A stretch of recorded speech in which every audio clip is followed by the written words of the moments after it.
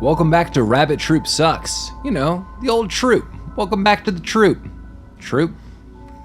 Yeah. I don't have anything to add to that other than yes. Yes, we're here. Wait, come back. Trooping it up. They're already out the door. As always, I am Paul, and next to me is Mike. And we are a podcast about obscure films that sometimes get overlooked or are forgotten or just weird. Mm-hmm. Yeah. And we got a movie that kind of almost checks in all of those little ticks right there with the Seventh Curse, 1986. Yeah, this movie actually is like almost exactly the kind of movie that I wanted to be watching for this podcast. That's awesome. Yeah. We wanted to celebrate Lunar New Year with a Asian-centric and focused film, and Mike and I stumbled upon this, and here we are. Yeah. I had not heard of this movie until earlier today when I showed up, and Paul showed it to me.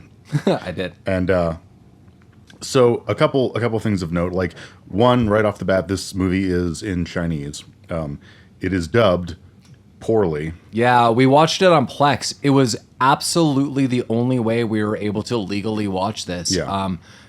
I mean, maybe it was on Amazon. I admittedly didn't check on that, but I usually use iTunes. It is not on iTunes. It was on no other streaming services outside of Plex, and we watched the dubbed version of this, which I don't feel bad. Clearly, I would watch the subtitled version of any international film. Yeah. But apparently, this movie has multiple endings, different cuts. I'm pretty happy with the one we saw. But different names. Let me read you a little synopsis of what's going on with the Seventh Curse, 1986. Action ensues as the cop and cohorts battle the evil sorcerer of the Worm Tribe, a hideous, bloodthirsty, baby-like creature and quote-unquote old ancestor, a skeleton with glowing blue eyes that transforms into a monster. And that is a very succinct summary of the movie we just watched, starring some people. The director, I do hope I'm pronouncing this correctly, Lam Nai Chow. He is also the director of, Mike, announce it. The Legend of Ricky. Yeah. So Ricky O, if anyone's ever seen this movie, and I know a lot of our friends have, it's crazy because The Legend of Ricky, Mike and I are a big fan of. A lot of our friends are. So you would think that maybe we would know the directors of their film. We did not. No. I am a huge fan of Chow Yun-Fat, especially around this time frame and then into the 90s. You think I would know a little bit about this film? I do not. No. So there was a lot of things that were kind of adding up where I just thought, I at least thought I would have heard of this film, but I did not. So I'm sure there's a lot of cinephiles out there who are definitely into like Hong Kong cinema, especially like this, who are like, how could you not have heard of this? I wish I did. I wish you would have written Rabbit Troop Sucks podcast at gmail.com to tell Paul and Mike a little story about movies like this. Yes. Yeah. It's funny, obviously Chow Yun-Fat is the top billed actor. Wesley? Wesley, yeah. At least on IMDb, he is in this movie for maybe 45 seconds. I was slightly prepared for this. That Okay. someone in a overview or a quick summary that I read did say that he was a small part of this. So I was in my heart prepared. But on the plus side, almost every second that he is on screen, he is smoking a pipe. Oh, he's fantastic. So, yeah. yeah. I mean, his name is Wesley. Yeah. So, I mean, if Chow Yun-Fat doesn't scream to you, Wesley, I don't know what does. No. But yeah, so Year of the Rabbit coming up in a few days after you hear this podcast. So I read that it stands for longevity and peace and elegance. So Year of the Rabbit, I'm down with it. Mm-hmm. So yeah. Let's get into this with the Year of the Rabbit in mind. The elegance of this film is amazing. I'm not like all jokes aside. I love this film. I thought this film was like a ton of fun. It was really fun. If you're not really accustomed to like Hong Kong cinema of that era, it's the pacing is a little bit different. the acting, even for like this was like a an action movie. Even the acting is definitely a little bit campier. There's kind of like a different sort of sense of humor involved. Yeah. And I think if you're not prepared for that, it might seem a little bit weird because like some of the characters are doing goofy things in situations where you wouldn't otherwise expect that to be happening. Yeah, like some of the goofiest stuff comes from the idea that there's a big focus on sorcery. Right. So hats off to my brother who was super into Asian cinema when I was younger. So I think I'm around like 15. I think I was telling you, Mike, that was the first time I saw Hard Boiled and John Woo films, and I was like, "What is this?" And that was my introduction to Chow Yun-Fat. And there is this kind of edge to him that you see a little bit in this film, but then all of a sudden there's witchcraft, and the way people talk about witchcraft and magic in this movie is. It's stellar. It's like it's very matter of fact. Yeah, it's like, oh, you got a witch problem? Go to Safeway, get some flour, get 3 dead dogs, stir it in a cauldron. You'll be fine. And like that's how people deal with it. Like, and they talk to Chow Yun-Fat throughout. Like he is an expert. Like a lot about witchcraft. And at one point in time, he directs somebody. He's like, get a pregnant cow, and I need the placenta after the birth, and go murder a black dog. That doesn't he say that? Yeah. And it's like throw it in a cauldron or something. And people do it, and he's like, yeah. Like he's just wearing a suit. And he says it while smoking a pipe. Yes, amongst a combat zone at that point in time. So this movie starts off. We have there's like a SWAT team, like cops, kind of surrounding this building. There's a hostage situation inside. We don't know what the criminals are doing or why they're there. It doesn't matter. It's not pertinent. This is just what introduces us to the doctor, whatever his name is, the main character. Yuan, yeah. He was a doctor, right? In what I do not know. No, it doesn't. Because at first he has to fake being a medical doctor, and then he just might be a doctor in right something like sociology, anthropology, He's a language doctor in arts. witchcraft. He is. You mean Wesley? My best friend and mentor. Right. So yeah, the cops are like, hey, we needed you to help us out. He's like, but I'm a doctor, and they're like, yeah, but we hear you're a real badass. Or they said something like you have no fear. You're really good with people. We heard that. So we need you to go in and pretend you're a doctor, but actually we need you to plant a bomb. Right. I love that this is so. There's a hostage situation here, and the cops' big plan is to make a doctor pretend to be a different kind of doctor to smuggle in a bomb in a medical kit. But in real life, a man is having a heart attack. And these terrorists who took over this building, they're like, "Hey, come in here, like this for real." Right? They're communicating with the terrorist, and he's like, "No one's been injured, but this man has had a heart attack." Yeah. So if you don't send someone in, the blood's on your hands, and that's when they come up with the plan. And then they're also going to send in a medical nurse, and it is a female nurse. And she's getting ready, but then this other woman who's like, she's a reporter. Yes. She wants in on the action. Yes, and we find that out very quickly, that I'm going to get the inside scoop. So she bricks the nurse in the face, literally takes a brick and just knocks this woman out. Anything to get the big scoop. And then dresses up as a nurse. As you could imagine, it looks exactly what you would think, like the little headpiece, like the 1 or 2 piece outfit, and the nurse mask, and that's what's covering her, so no one really knows who she is. But all eyes are on Dr. Yuan, who is a doctor now pretending to be a medical doctor, making his way into a hostage negotiation situation with terrorists and a man who has had a heart attack on the floor. Right. So the doctor and the fake nurse go in, and immediately, like, the terrorists throw a grenade out the door and kill some cops. Yeah, there's a lot of people that die in this film. Oh, everyone dies. Yeah. I read a couple just like really scant reviews. I don't want to read spoilers. And there's kind of these illusions that this is a little bit like an Indiana Jones but Hong Kong style movie. I couldn't agree more. There's so many illusions in Indiana Jones. Not just illusions. There are several direct ripoffs of Indiana Jones. And like there's the Hong Kong like action like sensibilities, so it's a lot of fun. But boy howdy, do people just die left and right. So like casual grenades tossed, but then you see a cut scene and like 7 people are just exploded dead. Like they're not I got blown backwards. Like they are dead on the floor. Like they're dead. Yeah, They're dead. all dead. They're dead. So they get inside, and the terrorists. There's a female terrorist who grabs the nurse, says, "Hold her right there, bitch, and don't worry, I'm a woman too." As she's like just grabbing a handful of titty, presumably frisking her down for something. Yep.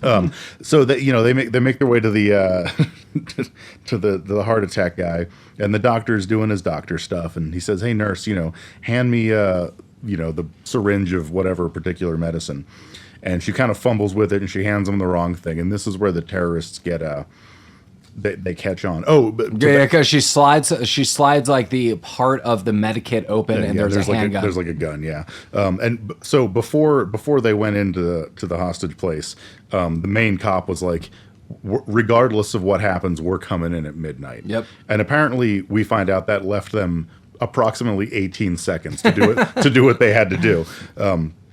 But so the terrorists catch on. They're a little fight ensues, and then at midnight happens, and 8,000 like SWAT troopers just crash through the window. And I don't know why they needed the bomb in the first place, because these troops just come in and they shoot everyone. It's like an indiscriminate gunfight. Oh yeah. But then the bomb does go off, and they're like, "You did it. The bomb went off. Yeah. Perfect." And then that was it. So one, it's a hell of an opening. It's pretty intense because I don't know what's going on with anything. Dr. Yuan, I don't even know why he's there. Was he just walking by? Like, yeah, I know. I don't know. It was like, hey, you're famous. You need to go in there. Right. Like, I don't know what's going on at all. But he is pretty good at whatever. I don't know what martial art that is. Awesomeness. Yeah, no, he was good at it, though. Smoldering. I have no idea. So then he's outside and he's talking to the nurse, and he's like, hey, you're actually this reporter and you could go to jail for this, but I'm not going to tell on you because I'm pretty cool. And she's like, yeah. But then she tries to get the inside scoop again. What do you mean? Well, they get in cars and there's like a chase.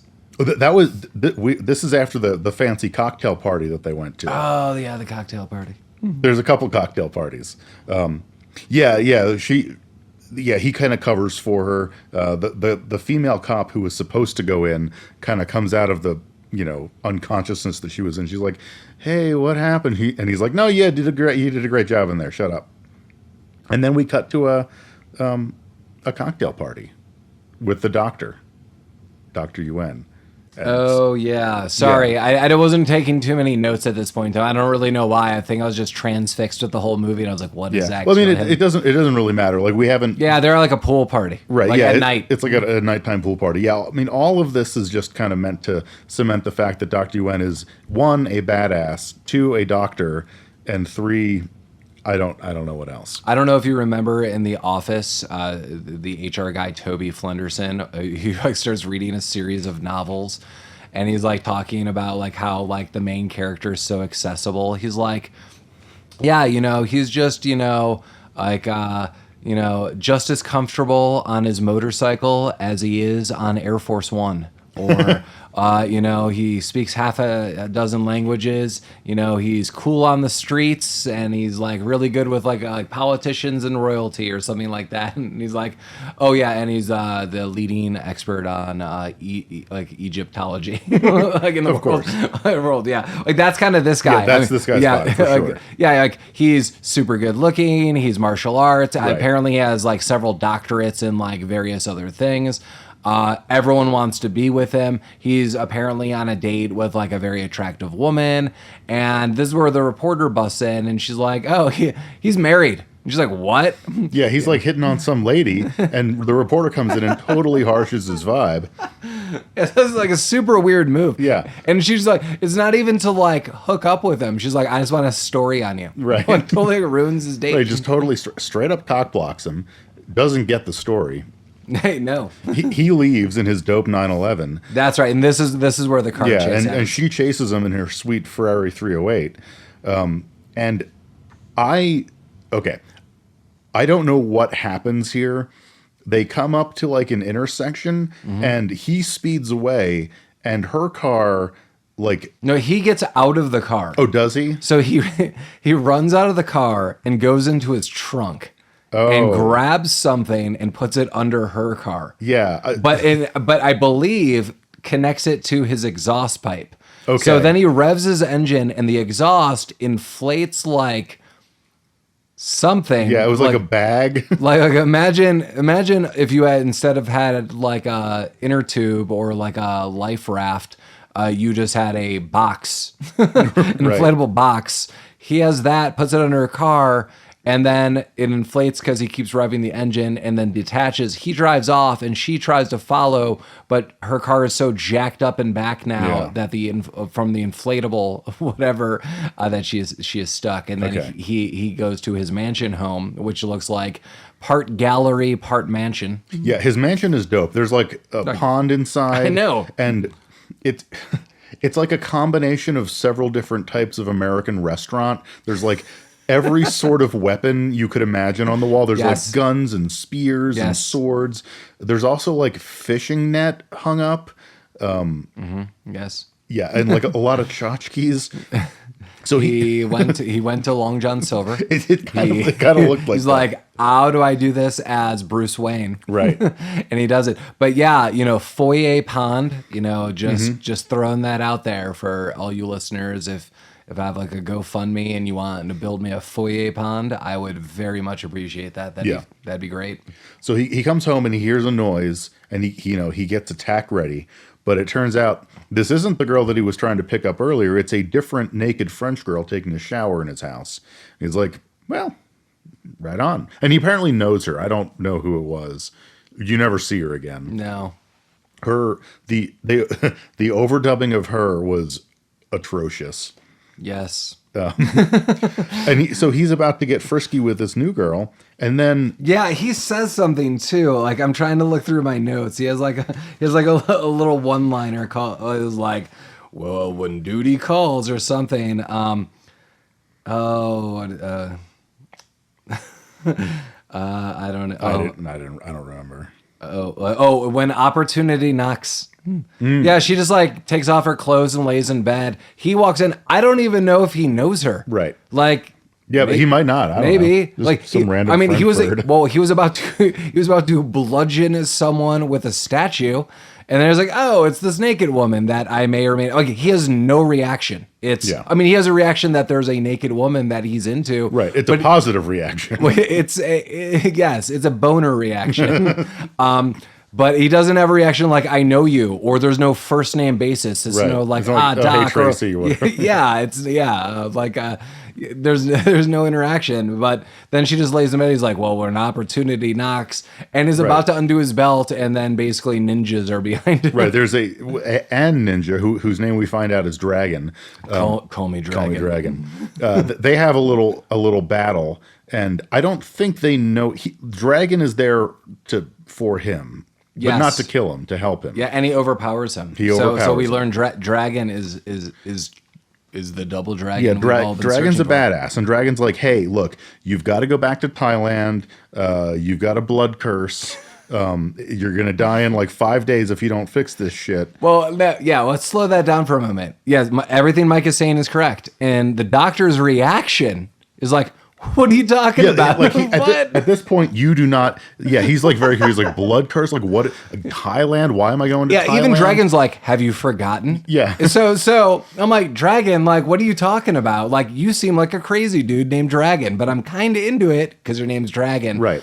But yeah, Doc is all like, what? Yeah, what? Blood curse? Like, I don't get it. Oh, have you forgotten? Then we go to a flashback. Well, wait. Well, we meet Wesley. Well, so we upon leaving, Dragon is like, by the way, my name is Dragon. Keep away from sex. Oh yeah. So yeah, he's like, no, you got to tell me more about the blood curse. And Dragon's leaving. I mean, we don't know Dragon yet. And he's asking all these questions, and Dragon's like, no, you've got to tell me one thing. What is your name? Call me Dragon. Yes. And he's like. Stay away from sex because it might cause it all again. He's like, cause what again? Again, this guy's like, what are you talking about? Mm-hmm. Again, like, what is this? Right. Like, what is this happenstance thing you're saying? But he proceeds to then do sex to the woman. Yeah, so immediately cutscene to sex. Yeah. Like, it was, don't do sex. Sex. Do sex, you say. Yes. So But he gets all fucked up. Like, what we find out is he gets all veiny in the leg. And he that's not a does metaphor. have a very veiny leg. But we find it. So this movie is called The Seventh Curse. Yeah, so wait, so he gets veiny in the leg and like it starts bleeding and it kind of pops open. Yeah. It's like you hear like and like and you're like, oh man. Then he freaks out and then we never see that woman ever again. Right. So then we meet with Wesley. Yeah. Like, I must meet with my best friend and mentor. And it's Chow Yun-Fat, and he's playing golf in his living room. Yeah, Chow Yun-Fat looks like he's going yachting like at any point in time. for sure. Like, it's awesome. And just real matter of fact, they're having this discussion very casually. Chow Yun-Fat's like, you know what? It seems like you've been put under a blood spell. Yeah. Also, when he says this, no doves fly behind him. Real disappointment, real missed opportunity. But his assistant, who we see throughout the movie, is what's her name? Dove. No, Is she the dove? she's not the dove. She's like an actress of note, wasn't she? Yeah, isn't she? She is in the Wong Kar-wai films. Yeah. Yeah. So the other notable actress in this movie is also in it very seldom. But yeah, he's like, it looks like you've been put under a blood spell. Like, can you tell me anything about that? Well, he's like, you know a lot about witchcraft, and yes, he does. Yeah, he does. Yeah, well, yeah, of course you've been put under a blood spell, and those are the worst spells. Yeah, like, it's a terrible kind of spell. This guy's not holding back with the news. But he's like, so like, tell me what you remember. And so, 30 seconds ago in this movie, this guy was very confused about blood spells. Blood curse? What are you talking about? Don't you remember what? And now we go into a flashback that is half of the movie of him being put under a blood curse. Yeah, so he was working as a doctor, I guess as a medical doctor, again, maybe, or maybe a researcher. We really don't know. And he said he was looking for herbs, or him and his team, to combat AIDS. Was that correct? Yeah, correct. And so it is a flashback of them doing this.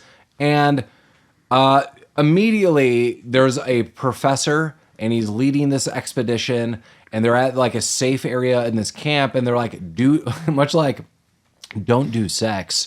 Man, Doc is just opposite day every which way. Yeah. He's like, don't go to the other side there. Right, it's the worm tribe. Yeah, it's they do witchcraft over there. And everyone, again, matter of factly, is like, they've perfected it. Yeah, they're really good at it. Yeah, it's not like they believe in witchcraft. It's like they're doing witchcraft over there right now. They're doing witchcraft real good. Yeah. So don't go over there. You're going to die.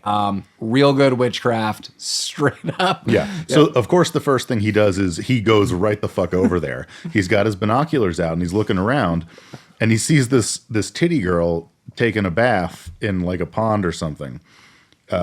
And them titties so fine, he drops his binoculars.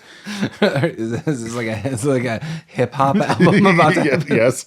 I mean, kind of, yeah. She catches them. Call the song Bird Watching. It's about just a young man watching birds, but then like this naked woman comes out of a river, as one does, and you drop your binoculars. She catches him and brings him up to him. She's like, hey. He's like, okay, sick. And then that's kind of all we see about that. Then she just like runs off. Yeah, she just fucking leaves. So back at the camp later, they're all sitting around the campfire, and he's like, I was thinking I'd like to go over there because like there's a reason that I don't want to talk about. And the main professor guy, who's an American guy, Professor Professorson, he's like, there's smoke coming from their thing. That means they're doing a ceremony. Do not go to the ceremony. It's fucky. Yeah, he even says something like, even from a distance, like, right, like they could wreck your world. Like shit's gonna get real. Like, let's just stay here. No ceremonies. So immediately now, not just Dr. Yuan, but half the other dudes in the camp are like, we're going to this fucking ceremony. Right. So they all go over there. And we're seeing this ceremony, and there's a bunch of guys in like black outfits with red, belts and headbands. So last month it was a weekly set of surprises. The real surprise comes in this movie. Yeah, and then we see the sorcerer, and like it's he has like kind of strong Kali Ma vibes. It's let me build up the description Okay. and let Mike attempt a voice. Okay. So yeah, this guy kind of was like lanking around. I imagine this guy is like 6'5". Oh, he's gigantic. He is very thin, but he is also kind of muscular. Like he's got bigger arms. Like he looks like if he stood in front of you, he's gonna like snap your arm off. He looks crazy. He's got the wild eyes. He's like white paint and dust has been thrown up in front of him. Like he looks like skeletal even more because of this. He has crazy black hair. Like he looks like a nightmare skeleton kind of come alive. Right, like he's a very like giant, imposing sorcerer figure. Yes. And then he turns around and he addresses his cult members or whatever, and he goes, "Hello." That's not far off. I mean, I'm not doing it as good as he did, but that's pretty close. He sounds like the Antichrist from the American Dad cartoon.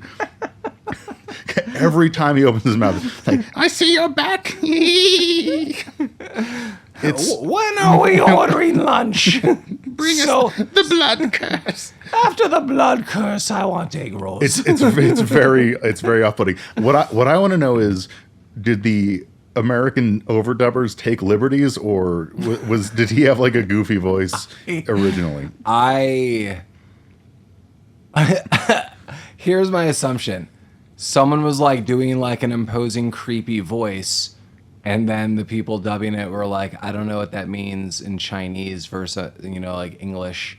So let's just do like someone. Maybe the guy that was supposed to do his voice called out that day. Because someone who's like supposed to sound like I don't even know where to begin. But then surprise, we get a secondary surprise because the sorcerer has a little friend. Well, we don't see the friend yet. Not yet. He's got some captives. One of them is the titty girl from earlier, and he's selecting them for some kind of sacrifice. And he's doing it with like this sacred knife thing, and when he holds it in front of you, if it glows, then you're chosen.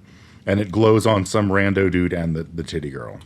Yeah, but something's kind of amiss. So the girl from the river with the binoculars, she gives like off some attitude to the sorcerer, like, I don't want to do this. He's like, well, you've got to do this. Yeah. And she's like, well, I don't want to do this. And he's like, well, you're going to be chosen with your attitude. Like he straight up says it, like almost verbatim, like you got a bad attitude, now you're going to get chosen. Right. But so I'm under the impression that they're choosing like one person to sacrifice because there's like, I don't know, like 10 people there or less, 8, 10, I don't know. And he holds this like, this knife and it glows.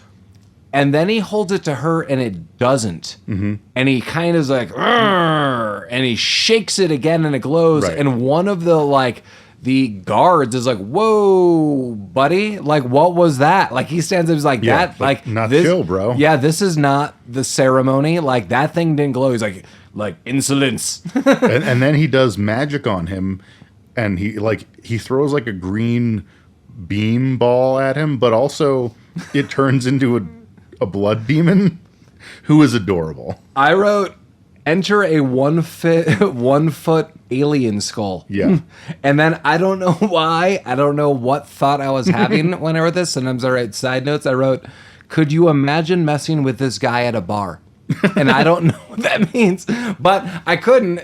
So there's literally a 1 foot skull that is like kind of like it's got a worm tail. So imagine it's like 1 foot, but maybe a little longer with the worm tail. But it's got arms. Yeah, it's got arms and it's got a mouth that is just chewing through everyone. It's like, Yeah, no, he's making his rounds, just taking people down. And I'm going to tell you, the surprise lead character in my heart is this thing later in this film. Because something happens in this film with this thing that I was like, who wrote this? Yeah. Like, who got a raise that day? Because bravo. Yeah. So apparently that's like his secret little weapon. Yeah, he he's has a got little that cape, and if you mess with him, he just throws this skull at you that goes ape shit insane and eats your face. Yeah. And goes back to him and cuddles up. Little snuggles. So now no one else wants to fuck with the demon now. No. So they go and they tie up the two sacrificial candidates. They pour some blood on top of this big stone coffin. They do it a couple times. That coffin loves blood. It drinks it right up. Blood coffin. And then he says like, it's time for the blood curse. And the coffin opens and there is this blue-eyed skeleton that kind of comes out. It kind of break dances. Yeah, it sort of break dances out. Yeah. It's grooving. Yeah. And what are the mad rhymes of the day? so the doc is here now. The doc is trying to save the titty girl. Like, he's been spying on this whole thing. Yeah, there's two people being sacrificed. They're both tied up, and so this thing comes alive, like the skeleton, and it's like also going crazy. And it knows kung fu or whatever martial it's art. beating the crap out of Doc. Yeah. And then he's trying to untie both of them. He fails at the guy. Well, he tries to untie the girl, but then he gets his ass kicked. And I don't, in my mind, like, he went over and pretended to try to untie the guy as a fake out. I think he was just closer to him at this point in time. But then the skeleton goes over and starts fucking with the guy. Yeah, well, yeah. The guy's dead pretty quick. So the skeleton... He snaps his head down. He steps his head down and starts eating spinal meat. Yeah, I like literally wrote that. He's eating just like he's slurping very out of his. It's like he's spinal slurping ramen out of this guy's spine. Yeah, and loving it. Love spinal meat. Yeah. What are the rhymes of the day? Spinal meat. But this buys him enough time to rest. Sorry, I keep referring to her as the titty chick. I don't know what this person's name is. I wrote River Girl. River Girl. Okay, well that's more PG, but he frees the River Girl and just books it back to camp.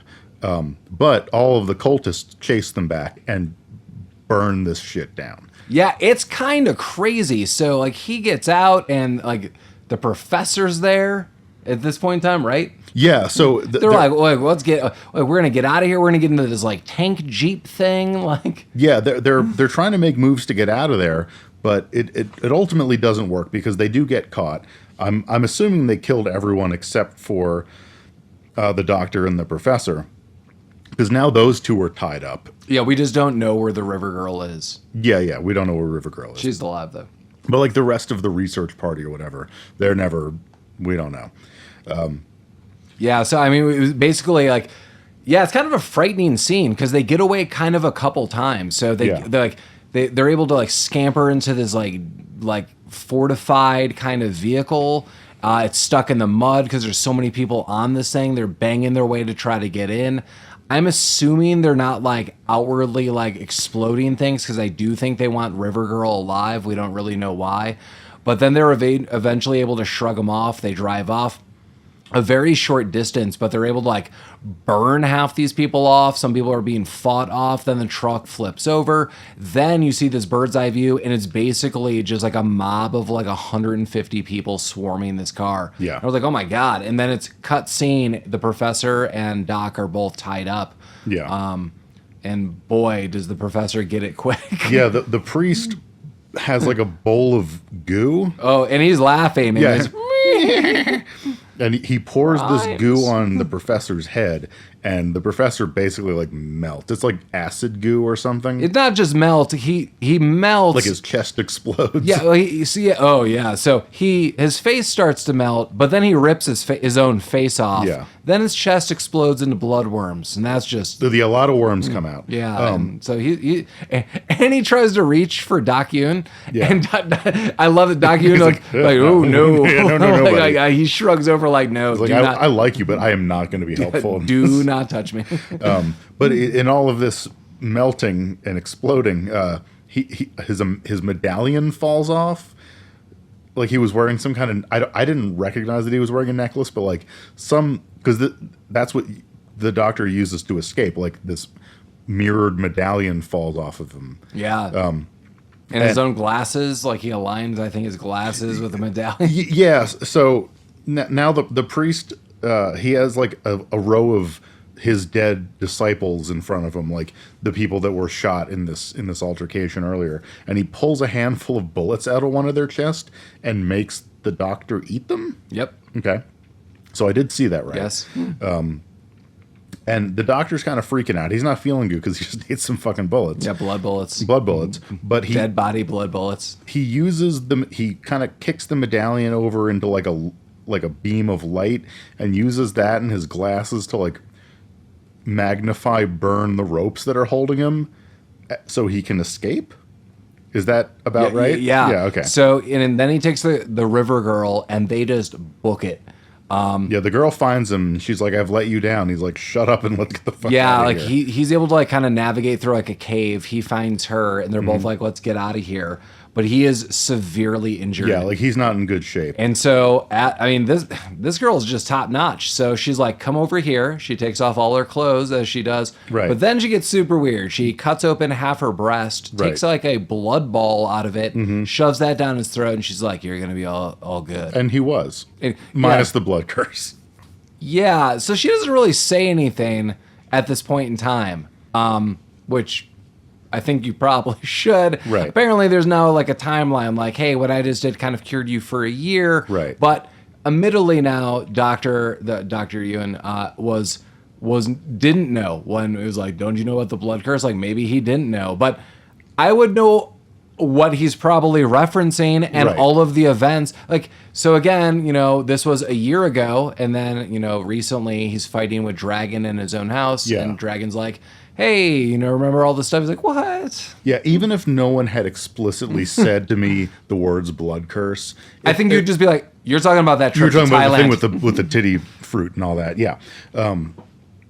I would have pieced it together. I am also baffled on who Dr. Yuan is trying to hook up with in this movie. Whoever's there. Well, the river girl is by far the most attractive person Absolutely. in the entirety of this film. But she's with Dragon now. Yeah, which is really weird at the end. Like, I thought that, what? I didn't, okay.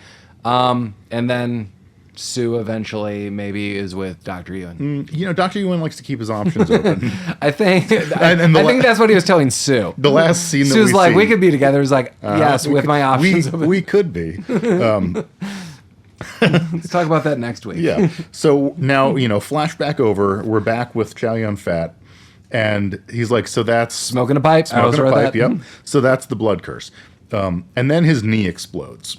Yeah. And he's like, ow, fuck my knee. And immediately Wesley, Dr. Chow Yun-Fat, he's like, well, that's one every 24 hours. Right. So you've got to, get this going because when it reaches your heart, You're going to die. So now we've had the first of the curses exploded the previous night when he was boning.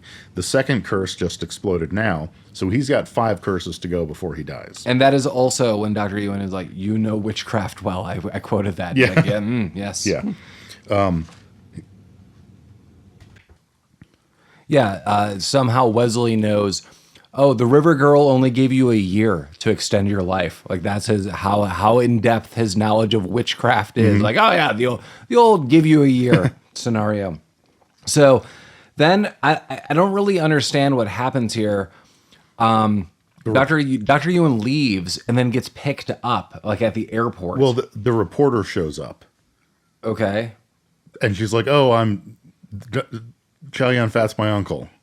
I want to go to Thailand with you. And they're both like, no. Yeah. Oh, that's right. Yeah. But then he gets picked up in a car. Yeah, so cut to Thailand. He lands at the airport, and he's not expecting this, clearly based on his reaction. But some guy's like, oh, hey, Dr. Yuan, my boss told me to pick you up. And he's like, oh, okay. Yeah. And he brings him to this dope-ass hotel room with guns everywhere. Yeah, it's like a piano with guns atop. Yeah. And then all of a sudden the reporter shows up and she's like, oh, by the way, I'm here. Yeah, he's like, what is this? He's like, oh, this is my place. I'm rich. Yeah. It just turns out Sue, I believe her name is Sue all throughout this film. Then it's going to change to Sally. Yeah. But Sue, the reporter, she's like, my dad gave me a card. It has unlimited credits. Yeah, so she just has Unlimited credits, yeah. Unlimited credits. And she's just doing reporting for funsies. Yeah. So she doesn't really care. But He's like, what's up with all the guns? She's like, we're going to the jungle. You got to be prepared. I've got unlimited credits. I bring guns. I bring whatever I need. And then boom, they go to the jungle. But sorry. He ties her up. She's like, I'm going to go whether you like it or not. He's like, mm-hmm. And he ties her right the fuck up and goes to the jungle. Tapes her up. So he goes to this like temple or something. That's what I wrote. It goes to old temple. Yeah, it's like an old rundown temple. It's all like covered in cobwebs, but Dragon's there. And Dragon's like, fucking finally you're here. Great. But then like a bunch of goons show up and there's a huge fight. Yeah.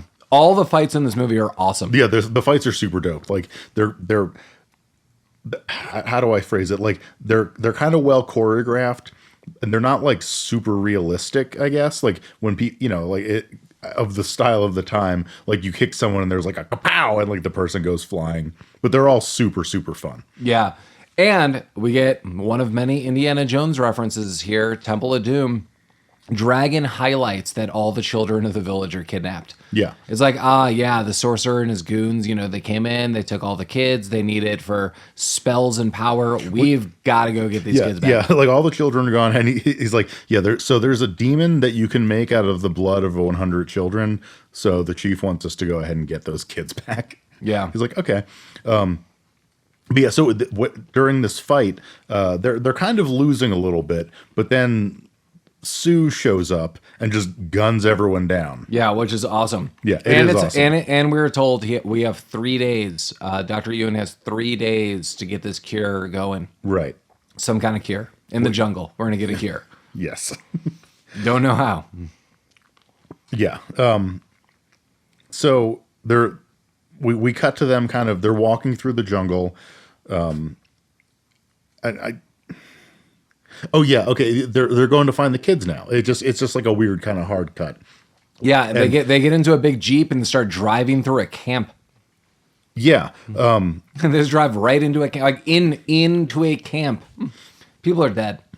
Right, but like when they kind of this is another Indiana Jones thing, because when they're walking through this jungle, there's like spike traps and spears getting thrown automatically. Basically, the whole rescue party, except for Dragon and Dr. Yuan, get killed. The reporter is kind of being a little butthole, and she ends up falling in a hole when no one notices, and she's just gone. And when the Doc and Dragon are like, we gotta go, he's like, where's the girl? He's like, I don't fucking know. Let's just go. Yeah, they leave her pretty good. They do leave her. They then run into, I recognize that what I'm saying is kind of disjointed, but this is just kind of what's happening. They're just walking through the jungle. They find River Girl, and she's like, hey, there's ashes that can break the spell. You need to find some ashes. They're in a statue or something. And you're like, okay. Yeah, there's some kind of Buddha statue in some kind of cave that was heavily guarded by one of these camps. And that's what they drive into. They take this car and they drive into this camp, and they're like, we're going to get the Buddha ashes, and I don't really know what that means. Like, I don't think the audience members are supposed to know what that means at this point in time. And I mean, even eventually you still kind of don't know what it means, but it makes more sense later on. We find out through a cutscene that the cultists have found the journalist girl. They bring her to the priest, and he goes, eh. And then here is where we have the truck driving into the village scene. And then they drive up flights of steps into the temple. They drive up into the temple. Yeah, they're in this fucking temple. Now, this is a crazy scene. So in Indiana Jones Temple of Doom, these kids are like mining for the Shankara stones, and it's like terrible. And you see like kind of like the flesh of like tied up children that's no longer there in their clothes. So like there's illusions that there's death.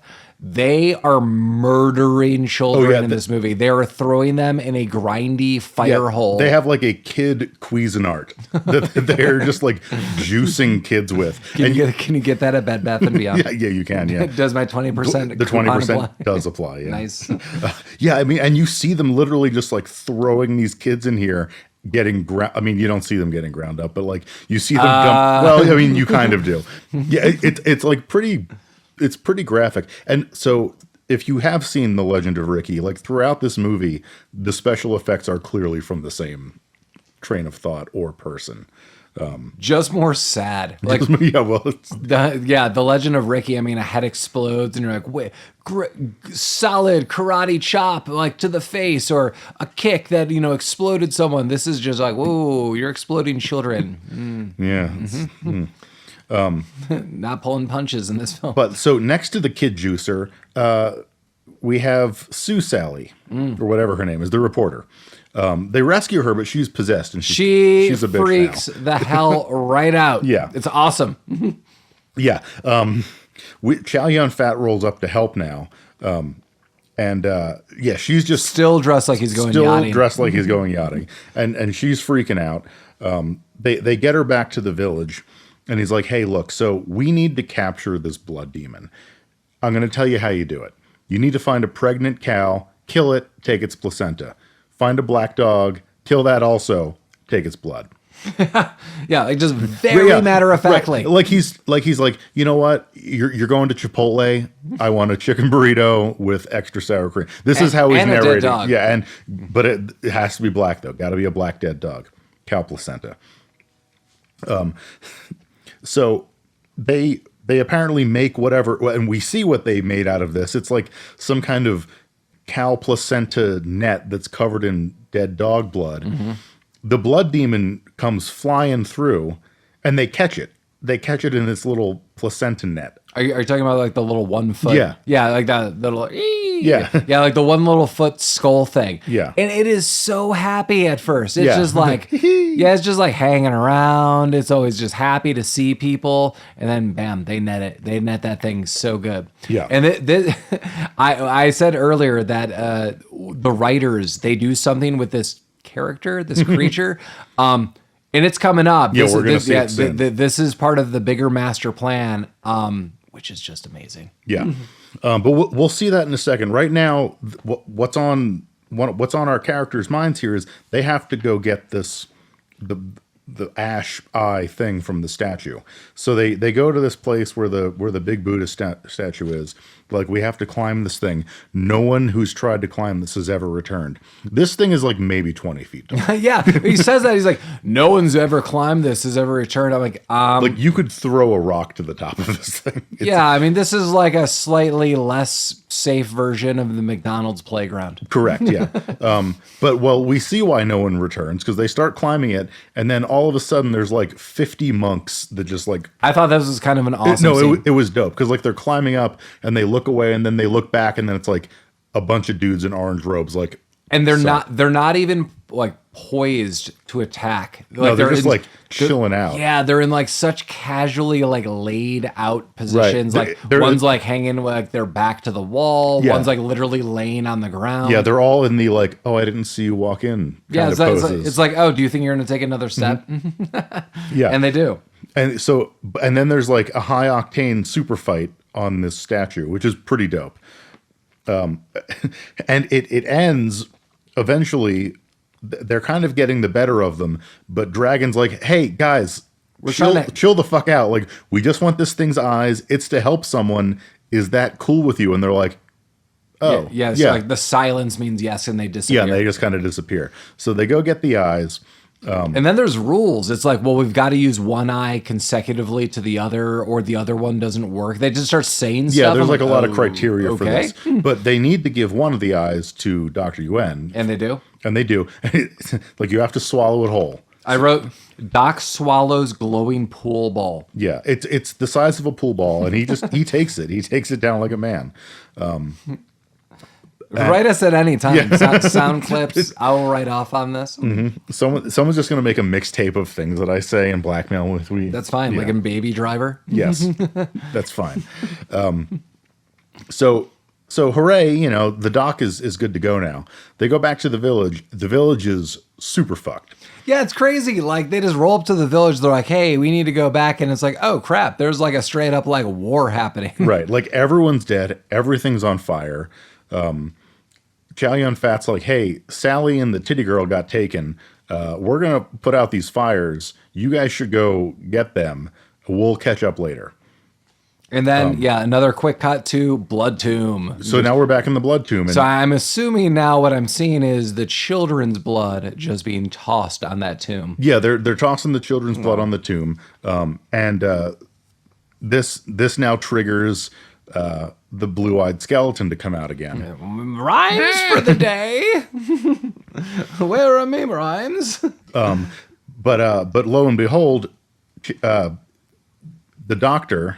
Yeah, if we didn't even mention, I don't even know if we mentioned Yeah. there's a doctor, but there's a doctor who had the plan to capture little Skullface. Well, we're not quite there yet. The doctor and Dragon are there. They kick the priest sorcerer guy into the coffin, and the blue-eyed skeleton fucks his shit up. Yeah. And then the blue-eyed skeleton gets out of the coffin, and he turns into his second form, which is like a weird bat. Demon So thing. imagine this. Imagine the alien from Aliens, like Sigourney Weaver, Alien. Imagine a prototype outfit that is also wearing a small little cape, like the Count in Sesame Street. Like, Correct. Put both those things together. Yeah. And it could kind of fly around yeah, like a little flying squirrel. That's exactly what I wrote. He's flying around like a sugar glider, just like zooming around. And Well, and so he has two fight modes. And I realized this when more people got in the mix. He has play fight mode, and that's what he's doing with the Doc and Sue and everyone in the room. But then the army comes in. Yeah. The army comes in mass droves, and then this thing, I wrote, just destroys every army member. Yeah, he takes like 50 dudes apart. Like Dr. Yuan and Dragon were holding their own, but when the army shows up, they get fucked. Yeah, I mean, people are being like ripped in half. Heads are literally rolling around. This creature just goes, and it doesn't even look like it's breaking a sweat. It just goes. It goes casual berserk. He's having the time of his life. But loving it. But then he meets his match because Chow Yun-Fat's assistant shows up, the woman. Yeah, this doctor. Doctor, okay, so an actual, I guess, I mean, maybe Dr. Yuan is a medical doctor, still question mark. Yeah. But a actual medical doctor who was in the movie earlier walks in and was like, no, this is my plan. And unleashes the 1-foot demon skull. Right, the one that they captured in the placenta earlier. Onto, what is it, the old one, the ancestor? Yeah. What did I say? I'm sorry, old ancestor? The old ancestor, Yeah, so Demon Face just starts going crazy. Oh, yeah, goes right to town on him. I have like I wrote, is this the original Pokemon battle? Because honestly, and I wrote this because what this 1-foot little worm face starts doing is like Pikachu moves. It is just destroying this thing. Like even the monster is like, oh crap! Ah! like that's great. Yeah. Oh yeah, the monster did not like it, but sadly, short-lived. Yeah, the little 1-foot demon does get ripped in half, but the other monster with the ancient ancestor or whatever, he's pretty fucked up. He's a little worse for wear. Yeah. And he's kind of recovering, but then Chow Yun-Fat shows up with a fucking bazooka. Yeah, just casually, imagine, you walk in out of your bathroom and you're just holding a rocket launcher. Right. Because that's what he looks like. Correct. Like he just put down a newspaper and was like, oh, does someone need me? Walked in a room, in my mind, he was wearing a turtleneck. He still might have been smoking. He might have literally been wearing a turtleneck. He still might have been smoking that pipe, but he's just casually holding a rocket launcher. Throughout all of this movie, he was wearing a yellow V-neck sweater with a crest on it. Like normal Thailand jungle apparel. But yeah, so he rocket launches right into this ancient thing. Okay, wait. Yeah. Before we go on. So what do you think the other eye was supposed to go towards? So there's two eyes. The other eye was supposed to go to the titty chick. To cure her face. Her face has Oh yeah, been her burnt. face is all fucked up. Yeah. Okay, so Yeah. But did you know that? I don't know if I knew that. I didn't know that. I was able to piece it together. Yeah. Until they attempted to give it to her, I didn't know that. Yeah. Well, that's going to be a fun move too. So yeah. So now we're just going to roll right through to the end of this movie because the end of this movie is fucking rad. So the ancient thing gets rocket launched. They're back in the Wait. Okay. Let's give that a little credit. Okay. It's like, "Roar," and they're like, oh my God, this thing's still alive. And Chow Yun-Fat does not blink an eye. Yeah, he's just like, oh, here. Just bam. And this thing just explodes. The special, again, this movie's 86. The special effects of this movie are awesome. Everything about this movie is awesome. I love this movie. Yes. So the thing explodes, and they're like, "Yay, we did it!"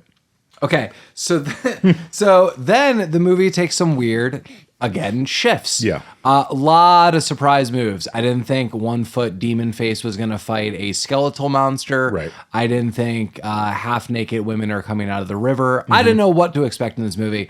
So okay, so this is weird. They said when Dr. Yuan took the glowing pool ball, they're like, you took it, you're cured. So then I guess there was a time limit. Yeah, you have to use the second eye within a certain amount of time, or else it goes bad. So they open it and it went bad. It went bad. And straight up, they tell the woman, they're like, we don't have a cure for you. And then they give this weird pep talk. They're like, beauty's only, I think it's Chow Yun-Fat. He's like, beauty, is always within the heart. Yeah, she's like, one, I don't know why her face was fucked up. I also don't We know. never saw it. Maybe it was a byproduct of her curse? The curse, yeah. But she's like, Dragon, can you still love me looking like this? He's like, yeah, I'm sure. Yeah, well, let's bring that back. Now she's with Dragon? She's with Dragon the whole time? She's with Dragon the whole time. So yeah, and Dragon's like, yeah, babe, that bod's rocking. I don't care about your face. She's been doing a good job covering it with that hood. We'll just keep that going. Yeah, it was like a real Phantom of the Opera move. Right. And now Chow Yun-Fat goes into his speech. He's like, you know what? Beauty isn't on the outside. Beauty is in the heart. And they're all like, yeah, in the heart. Now, we hard cut. Oh, do you want to say something? I just want to say, I have never seen such a transition in my life. This was a real 180. So in the jungle, Chow Yun-Fat, beauty is in the heart. Now, it's almost like a slight freeze frame. Like it's slow. Right. It's like, Yeah. That's a good message. And she's like, yeah, it is in my heart. Now we are at a cocktail party, and we see a man we've never seen before surrounded by a bunch of sluts whose beauty is not in their heart. Also, we see this man for about 30 seconds. He's just like sitting in a chair surrounded by these hookers. Yes, it's an older Asian man. And just for 30 seconds, I'm like, I have no idea who this man is. Yeah, Like, but he's laughing. He's laughing. He's like smoking a like cigar. holding a cocktail. Yeah, he's surrounded by girls. And he's like, yes. And then Yeah, it's like the Playboy Mansion. It is the Playboy Mansion. And the camera is panning back, and we see Chow Yun-Fat and Dr. Yuan, and they're just like, they're holding snifters of like some kind of brown liquor, and they're like, ha ha ha. They cheers, freeze frame, movie's over. Here are my notes. Verbatim. And I wrote that. Now Chow Young and Dr. Yuan are like at a party. The end. Question mark. Yeah. So beauty's in the heart. Yeah. Later, and then everyone just has a new date and they're at a party and I don't know what's going on. What kind of food do you think they're serving? I don't know. Is it beauty good food? is in the heart? That shit only flies for Dragon. Chow Yun-Fat and Dr. Yuan want beauty somewhere else.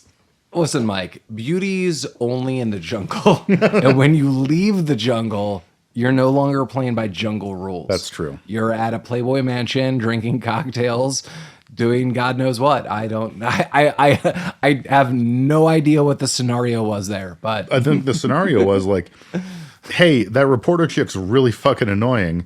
I'm not cursed anymore. How about you and I? Let's go get loaded with this weird old guy and his brigade of hookers. Mike, it is his best friend and his mentor. His mentor, yeah. So he has some new things to mentor him about that night. So how did you like the seventh curse? I like this movie a lot. The seventh curse kills you. Thankfully he never got there. We got to the sixth. We got to six. It popped right out of his chest. And that woman still has a half-burned face. Yeah, for some reason. And that's too bad. She didn't eat that eyeball quick enough or whatever. Listen, kids, you got to eat your eyeballs. Yeah, this movie was super fun. I wish I could have seen it with subtitles, because not only were the vocals overdubbed, I'm pretty sure every sound effect and everything in this movie were overdubbed. In the very beginning, like when the SWAT team comes in to rescue the hostage or murder the hostages or whatever they do, the sound effect, it sounded like someone was at the top of a set of stairs just throwing cardboard boxes down it. Like that's what every sound effect sounded like. It was bananas. And like the voice acting was obviously a little bit rough as are most overdubs. But aside from that, like I know I'm picking on like the Americanization aspect of this movie. Everything else was super fun. Like it was just a really fun action movie. The fight scenes were good. I'm sure the plot made more sense in its native language. I'm sure things were lost in translation. Yeah, I enjoyed this. This is a good one. I'm just reading through it really quickly. I was just on IMDb, and I think I said this earlier. At least I know I said this to you, that there are multiple endings to this, multiple cuts. Three endings, weren't there? Yeah, and it's read really quickly that like one of them ends at a pool party. It's very similar to the end one. Like people are making up various other things. I just didn't have time to read it all. I would 100% watch this movie again. I would definitely watch it subtitled. I want to see, clearly the nuances and the differences. Wait. So there's three endings, but they're all the same, just at a different sort of party. Probably. Okay. Well, I mean, I don't know what the other endings are, but I know one of them. Cocktail party, pool party. Yeah, is the third one a party? Yeah. Is it a party theme? Yeah, but I would definitely watch this movie again. Honestly, anytime. I thought this movie was a blast. I had kind of a good feeling reading about it. I saw, again, some scant reviews that I skimmed through really quickly. But I told Mike, and I was like, the reviews overall were positive, but this movie is so much fun. It is just so much fun start to finish. If you like any film even similar to this, again, if you like any film, with like kind of like that Hong Kong action mentality, I can't imagine someone disliking this film. Yeah, absolutely. Yeah, it was a fun ride from start to finish, and it was the right amount of like action and wackiness and just all the things that you come to expect. So this director, did he just do this and The Legend of Ricky? I don't know. Give us a bridge. I'm sure he did more things. I want to say I don't remember seeing much, but yeah. The female actress, the one who was Chow Yun-Fat's assistant, the doctor who unleashed the demon at the end. She's in a lot of the Wong Kar-wai movies, which I like quite a bit. I know. Actually, Paul was the one who introduced those to me years ago. Which ones? The Wong Kar-wai movies. Oh yeah. She was in the Mood for Love. In the Mood for Love. Yeah, was the fantastic big one. film. She was also in My Blueberry Nights. Is it? She might have been in that. Yeah. Yeah, really, the director I'm looking at, The Cat, and that was it, 1992. Story of Ricky, 91.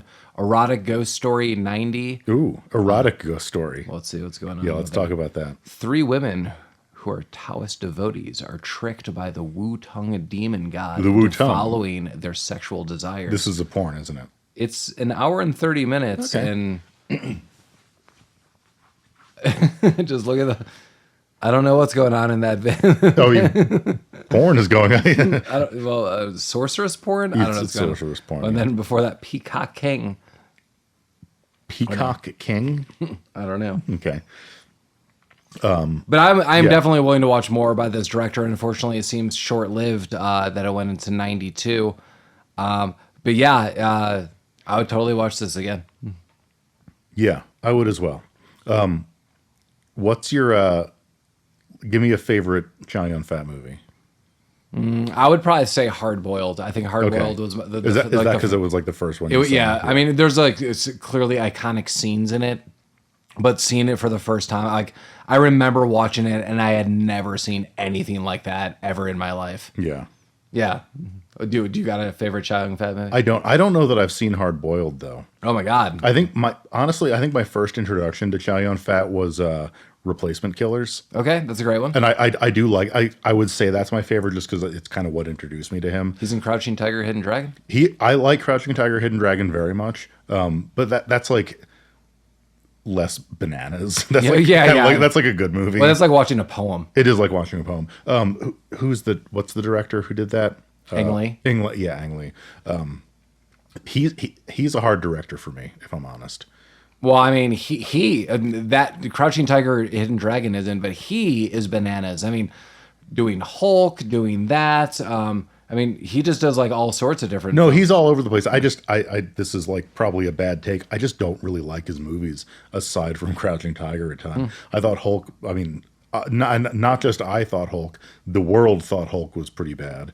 Brokeback Mountain was good. Life of Pi I didn't really care about. Still never seen Life of Pi. It's boring. I don't know. Like it's you can't fault it structurally, but like I don't care. Still haven't seen it. Yeah, you don't need to. I don't know. There's probably other movies too, but that doesn't matter.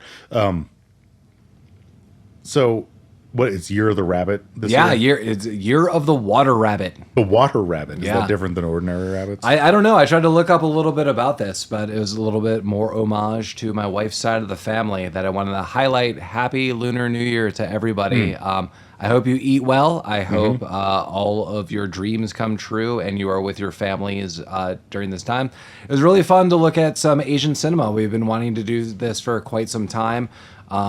We're fans of numerous people and their connections in this film. I would like to do some more. We wanted to give it a real homage with, an Asian director, an Asian cast, and that's awesome. I would definitely check this movie out. I would love to watch this movie again. Yeah. Have fun with it. But as always, you could reach out to us at rabbittroopsuckspodcast@gmail.com. You could hit us up on Instagram. You could hit us up on Facebook. Any movies you're looking forward to doing upcoming, Mike? For the podcast, I don't know what we have coming up. I don't know either. We have a couple weird ones. Remember, I told you I bought one over the winter break. It's like, but that one looks like super serious, so we'll have to keep that. Okay, yeah. That might be for. It looked just like some weird, kind of like a crime movie. But I think we have a couple options.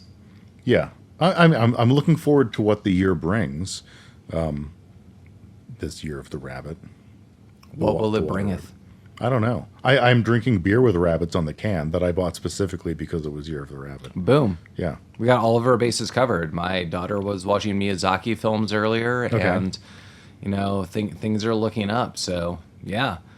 But as always, and last time I was gonna say as always, but before we go, last time, we might have some new movies coming up thanks to some of you writing in. So we really appreciate those of you who have written in. Yeah, always look for the recommendations. And one of the people who recommended a movie offered their services as a guest host.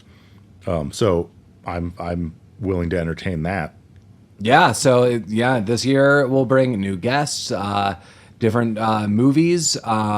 Definitely would like to hit up things globally. So I'm glad we started to getting into some of the Asian markets on this because some of our favorite movies are there. Well, also we're pretty big in Japan. Yeah. So our Japanese listeners, thank you. Both of them. Arigato. Yeah.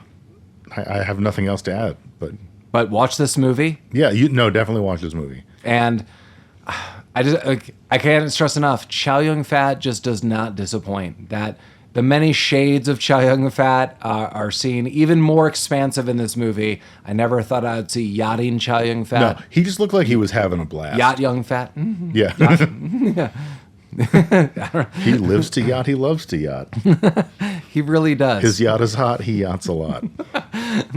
All things you associate with Chow Yun-Fat. Yeah. Happy Lunar New Year. Rabbit Troop sucks. Rabbit Troop sucks. Year of the Rabbit Troop sucks. Oh, that's good. Yeah. That's good. I'm keeping that. I didn't even plan that. Wasn't scripted, you guys. Nice. It took me an hour to figure that out, but here we are. I'm looking at the notes on his forearm.